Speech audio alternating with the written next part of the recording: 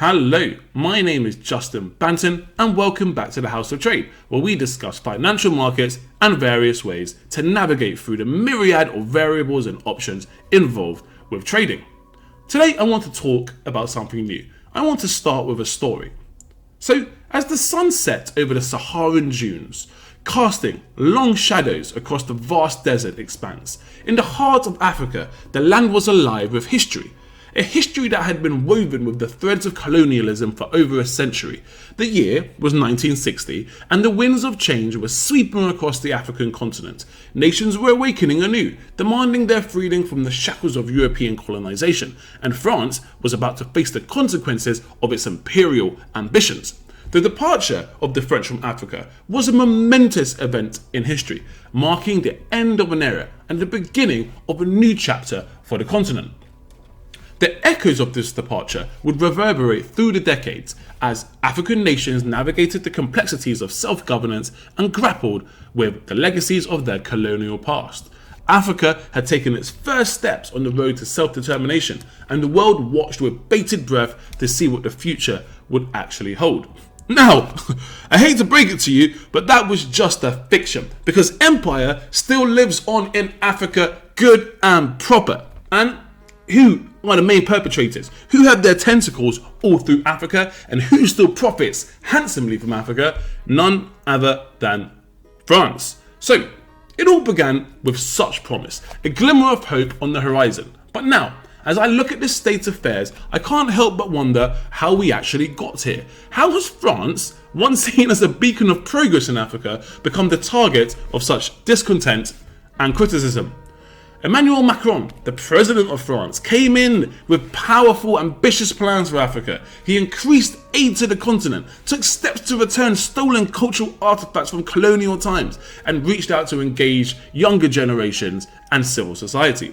His commitment was evident in his decision to maintain French troops in the Sahel region, fighting alongside local forces against jihadist militants who were terrorizing civilians, police and soldiers. He stood by the regional bloc, ECOWAS, as it defended electoral politics against military takeovers. Macron even flew to Rwanda to publicly acknowledge France's failures during the 1994 genocide. Now, as ironic as this seems to me, and despite these efforts, France has found itself facing a wave of discontent from the African continent. A level of criticism that hadn't been felt in decades. Last month, a convoy of French troops met relentless protests as it made its way through Burkina Faso and Niger to support the fight against Islamist militants. In September, Mali's Prime Minister accused France of abandoning his country in mid-flight as Macron began reducing the troop deployment in Mali.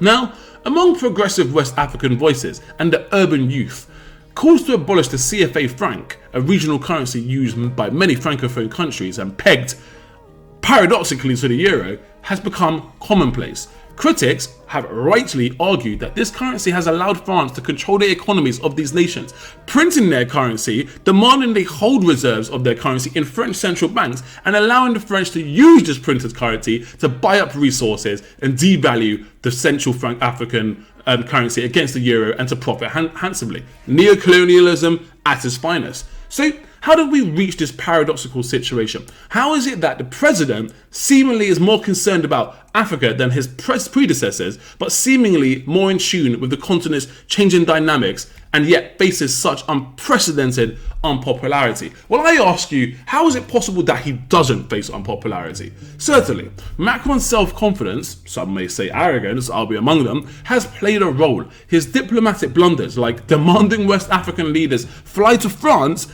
for an emergency summit after 13 French troops died in Mali, were perceived as neocolonial arrogance. I'm going to be quite frank, it is neocolonial arrogance. But the roots of France's current discontent extend far beyond Macron's tenure. Historical controversies linked to colonization continue to haunt us, especially for those who remember the humiliations of the colonial period. Now, I'm not among them, but definitely people in the diaspora have told me about them. France's Franco-freak policy, which is maintaining close ties with African leaders and elites, often at the expense of human rights and transparency, has left a deep and riveted scar. The most devastating failure was in Rwanda in 1994, when France failed to intervene as the genocide unfolded. Interesting. and shameful.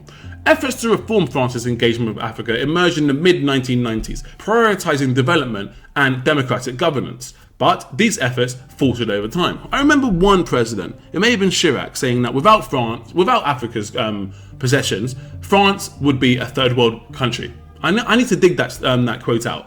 With Macron's presidency, there was a renewed push for change. He offered support for the CFA franc reform if African governments desired it.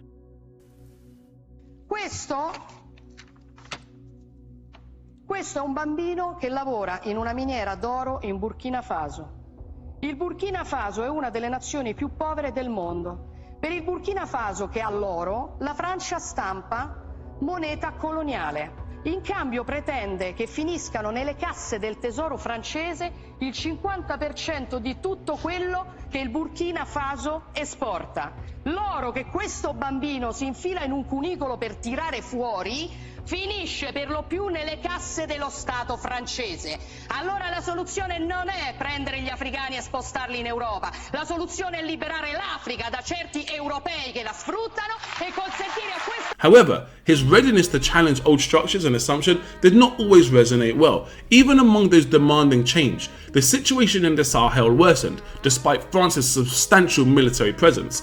This fueled grievances across West Africa, with many feeling that France should have solved the jihadist problem and now needed to step aside if it couldn't. I mean, just get out of the countries, right? It's not colonial times anymore, but no, it continued unabated. So all of these factors compounded existing resentments, including speeches by previous French presidents, the Ivorian conflict, and the results of counter-terrorism campaigns. But it's not just political factors. Social and communal complexities also shape these attitudes. France's support for ECOWAS is seen by many young people as endorsing an old guard establishment, slow to criticize leaders manipulating democratic rulings. So, in France backing ECOWAS, France finds itself perceived as supporting the status quo. So, despite Macron's intentions and efforts, wherever they're rooted and wherever they come from, France remains a symbol of colonial era baggage, a source of frustration for those yearning for change and a more equitable partnership between France and Africa. Retreats from crumbling empires are inevitable, characterized by hastily arranged evacuations. We've seen a lot of them recently. Panicked civilians making their way to rickety airport terminals in the hope of an emergency flight out of the chaos.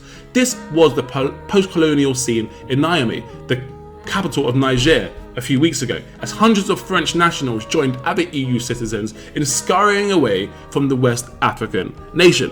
It's quite ironic, it's quite surreal, it's quite paradoxical, and it leaves a bad taste in your mouth. Sections of the military had staged a coup against Mohamed Bazoum, Niger's democratically elected president, just before the 3rd of August, the country's national day, when it marked 63 years since gaining nominal independence from France in 1960. But I would argue, and many would agree, that this is only independence in name, because the heavy presence and influence of France is ubiquitous in that part of the world. Crowds were chanting, down with France, as they targeted the country's embassy last weekend, smashing windows and setting fires at the perimeter walls. As Bazoum remained under house arrest, his close allies in Paris feared that the safety of Westerners could no longer be guaranteed. But a bullish statement from the Elysee Palace vowed that Emmanuel Macron would not tolerate any attack against France and its interests in a sovereign nation. If anybody was hurt, retaliation would come immediately and uncompromisingly, said Macron, sounding every inch the imperial master, issuing a stark warning to unruly natives causing trouble more than 2,000 miles away in their own country. Despite the illusion of complete withdrawal, France still has a garrison of 1,500 troops in Niger, together with an air force base servicing fighter jets and attack drones.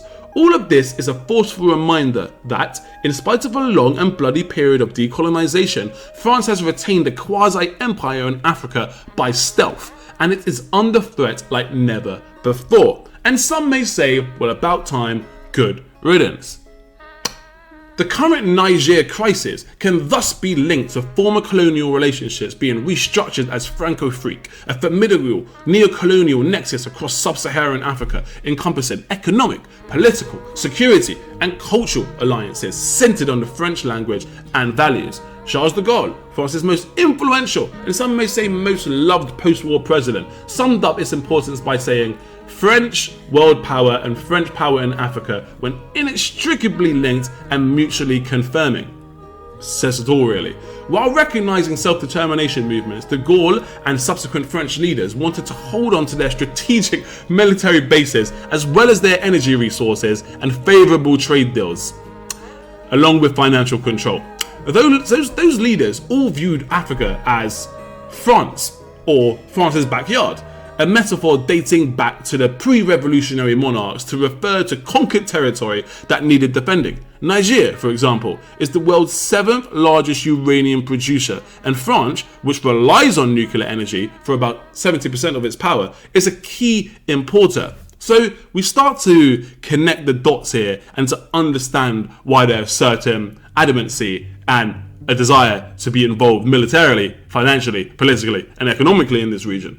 Militarily and governmentally, advisors from Paris have permeated successive Nigerian administrations too, not least the one that has just been deposed. Crucially, France remains the official language for 25 million Nigerians, and cultural organizations within the Francophone group of nations, those united by a language of French, are everywhere. They abound. Beyond this, outright corruption has also played a part in maintaining the post-colonial order. Franco-Afrique has comprised countries notorious for human rights violations, including Niger. Subservient puppet leaders ignored democratic progress in return for massive aid programs. Bribes have been paid via arms deals and other help with security, and of course in hard cash that has been laundered. Now, this is not to alleviate the African leaders themselves, but you'd also have to question where the money's coming from, what purpose it serves, and who the moneyed classes are who are benefiting from it in France. The money flow was always two-way, as Africans always also provided suitcases full of cash to senior French politicians. Former President Sarkozy, already a convicted criminal, has been charged with accepting millions from the late Libyan leader Colonel Muammar Gaddafi, for example, but he denies the accusation. We'll see how that plays out. It's all allegedly at the moment. A currency once pegged to the French franc and now to the euro. It gives France monetary hegemony over several African states, including Niger.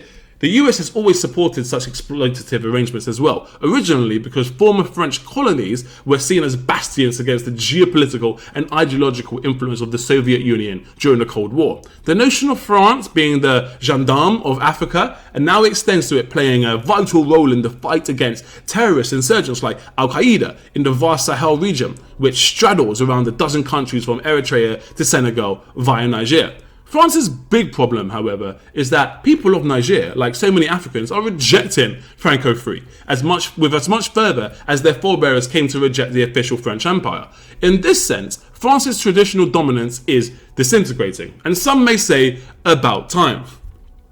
Despite receiving up to $2 billion a year in development assistance, Niger remains one of the poorest countries on earth, with literacy rates of just 37%. The EU was due to allocate 500 million euros to Niger in the 3 years up to 2024, but ongoing influence of France and its allies is still blamed for endemic problems, including mass youth unemployment. Keep them poor, keep them ignorant, keep them dumb, keep them readily exploitable. Niger is only the latest country in the region to undergo a coup after Mali in 2020 and 2021, and Burkina Faso twice in 2022, both former colonies that also gained independence from France in 1960. All expressed increasing resentment towards France, and indeed the West, while rival powers including Russia, Turkey and China threaten to exploit this situation even more. Juntas in Burkina Faso and Mali have already warned that any attempt to restore Bazoum in Niger via military intervention will be viewed as a declaration of war. Troops working for the Wagner Group, the Russian mercenary outfit, are meanwhile operating within Niger's neighbours and have offered their support to the rebellious Nigerians. Are they rebellious, or are they just standing up for their own freedoms? Well, Russian flags were brandished by those demonstrating outside the French embassy in Niger, with many calling for Vladimir Putin to replace Macron as their biggest global backer. This raises the prospect of a new scramble for Africa, and I've made a video about that, please do check it out. The classic description of the way European powers annexed chunks of the continent up until the First World War. It's just part 2 now. If as it seems likely, hatred of France intensifies, then there is every possibility that full-blown evacuations, including of French soldiers, as the key Franco-free nations of sub-Saharan Africa finally complete the decolonization process. The most welcome outcome of all of this would be for Niger and other African states on a similar path to choose self-government, self-governance, and a democratic, self-determined future. But it is more probable that countries with even worse records for corruption, human rights abuses, social abuses, and all right mismanagement will step into the power vacuum. The scenes we've seen in Niger are reminiscent of frantic evacuations where we see in the decline of empires, panicked civilians converging on precarious airport terminals, like I said before, and that is only set to continue. But we have to keep our ears to the ground and our eyes pinned steadfast to see these developments in Africa, because we know Africa is extremely resource rich. Any turmoil, turbulence, or instability in the region could lead to a myriad of trading opportunities. And again, the caveat, the disclaimer, yes, it is crude to talk about exploiting such moments, but you can also see it as risk management or averting certain crises in your portfolio. Fundamentally, it's important for us to understand where the winds of change are blowing. And this is what we try to do at the House of Trade. So if you like our content, please do like, share, and subscribe, and I'll catch you on the next time. Ciao for now, and happy trading.